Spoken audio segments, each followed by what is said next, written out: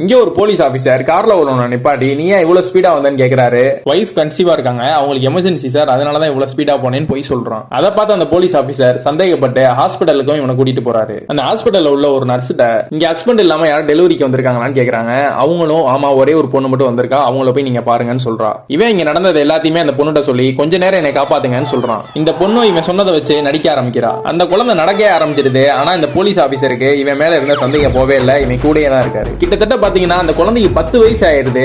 ஆனா இன்னமும் அந்த போலீஸ் ஆபீசர் இவனை கண்காணிச்சுட்டே தான் இருக்காரு. பல வருஷம் ஆகி அந்த லேடியே இறந்து போயிடுறாங்க. ஆனா இன்னமும் அந்த போலீஸ் ஆபீசர் இவனை கண்காணிச்சுட்டே தான் இருக்காரு. கொஞ்ச நாள் கழிச்சு அவனோட பையன் வெளிநாட்டுக்கு படிக்கலான்னு போறான். அவனை அவங்க அப்பா அனுப்பி வைக்கிறாரு. ஆனா இன்னமும் அந்த ஆபீசர் அவர் கூடயே தான் இருக்காரு. இவங்க ஃபேமிலியை விட்டு பிரிஞ்சனால அவங்களோட போட்டோ பார்த்துட்டு சோகமா உட்கார்ந்துருக்காரு. அதுக்கப்புறம் அந்த போலீஸ் ஆபீசர் இதான் உனக்கு கடைசி வார்னிங், இதுக்கு மேல நீ கார்ல ஸ்பீடா போகாத அப்படின்னு சொல்லிட்டு அங்க இருந்து கிளம்பி போயிடுறாரு.